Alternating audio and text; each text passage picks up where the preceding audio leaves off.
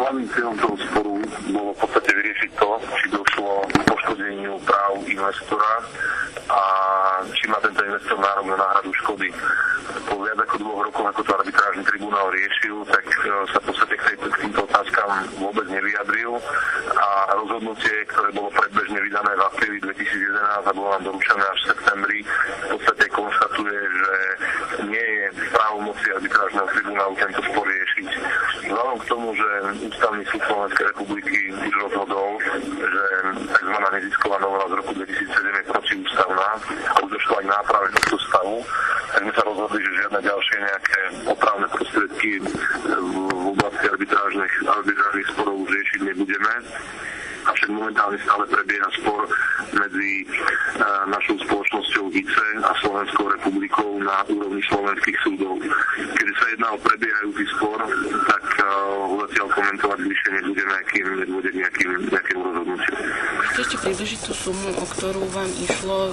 Vždy sa hovorí okolo miliardy eur, ale presne koľko vám mal byť ušlý zisk? V žiadnom prípade nebudem komentovať, to nebola nikdy verejná informácia a opakujem, tá suma bola vyčíslovaná v čase, keď bola prijatá nezisková novela, ktorá absolútne zakazovala akcionárom zdravotných poisťovní narábať so ziskom.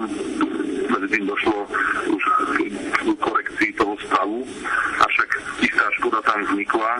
Minimálne za škodu považujeme to, že sme práve v dôsledku tzv. Neziskovej novely prišli o 50% podiel zdravotnej poisťovní Dôvera a sme v súčasnosti nie 100% a 50% akcionárom, takže to je nejaký problém, ktorý momentálne riešime na úrovni slovenských súdov.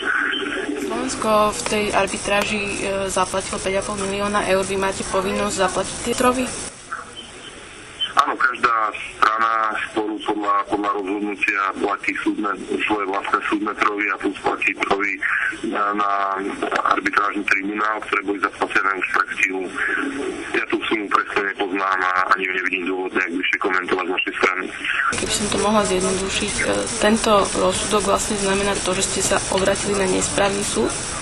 Celkom tak, pretože ten súd v podstate de facto pomerne zdĺhavo riešil to, že či vzhľadom k tomu, že zdravotná poisťovňa Dôvera je vlastnená holandskou entitou ICE cez tzv. Spoločnosť Dôvera Holding, ktorá nie je priamo holandskou entitou, tak súd pomerne komplikovane riešil, že či ten spor mu prislúcha riešiť alebo neprislúcha riešiť, dospel k rozhodnutiu, že mu to neprislúcha riešiť. Je to právne veľmi komplikované rozhodnutie, ťažko nejakým spôsobom zjednodušene ho zdôvodniť, ale opakujem, asi by to bolo v inej polohe, keby sme tam nemali to rozhodnutie Ústavného súdu a keby nedošlo k nápravu toho právneho stavu, tak by sme asi využili ďaleko väčší kaliber opravných prostriedkov voči tomu rozhodnutiu. Dnes by nám to pripadalo byť veľmi zdĺhavé a finančne nákladné to opätovne nejak riešiť prostredníctvom arbitrážneho tribunálu.